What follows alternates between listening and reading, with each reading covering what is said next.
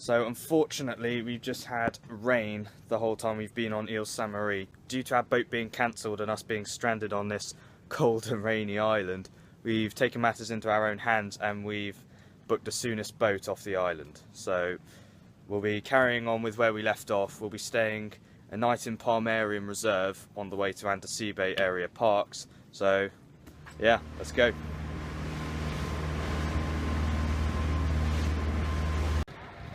Palmarium is a lemur reserve on the shores of the Pangales Lakes, and it was roughly a day's journey to here from Ile Saint-Marie. So we've briefly stopped off at the Palmarium Reserve. It's not actually a proper wildlife reserve, it's very much artificial. Some of the lemur species here you won't find in this region of Madagascar, but this should provide us with a great opportunity to get up close and personal with Madagascar's endemic primates. The lemurs here were incredibly habituated to tourists, and it wasn't long until we came across our first encounter. A stunning white-ruffed lemur lingers around the breakfast area, hoping to snatch an easy meal. White-ruffed lemurs are native to this area of Madagascar, but are nevertheless still under great threat of habitat loss.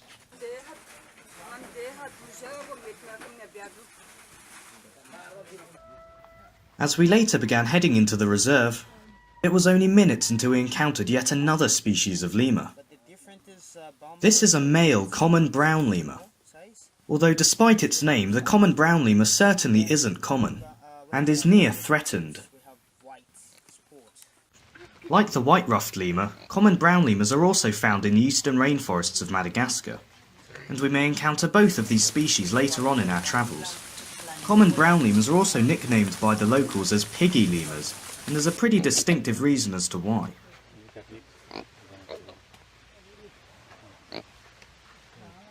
Another lemur belonging to the same genus was this black lemur. Now I know what you're thinking, why is it called a black lemur when it's not even black? Well, that is because this one is a female, only the male black lemurs are actually black. Unlike the previous two lemur species we've seen today, black lemurs cannot be found here. Instead, wild black lemurs are found on the northwestern tip of Madagascar.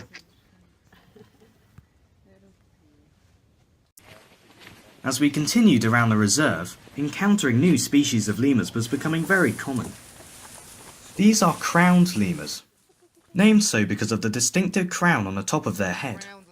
This species can only be found on the northernmost tip of Madagascar. Males have a dark orange crown with a black cap, whilst females are all grey and instead have small golden tiaras.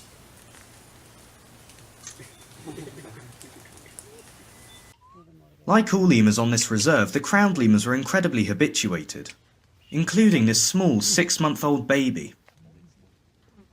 Now there's a 6 month now. There's a baby crowned. It's endangered lemur. I like getting more. Crowned lemurs are endangered in the wild, although when it came to feeding time, it was becoming more like a circus performance, rather than what I would perceive as a proper wildlife encounter, as the guide teased them with fruit. It was coming towards the end of the day, and as we continued around the reserve, we came across our final lemur encounter. This is a red-bellied lemur. Red-bellied lemurs are native to this part of Madagascar, and are often found in small family groups. The males and females of this species visually differ from each other. This one is a male. Male red-bellied lemurs have distinctive white teardrops, whilst the females do not possess this feature. Another huge difference is males have red bellies, whilst the females have white bellies. It's important to know that none of the lemurs here are technically wild.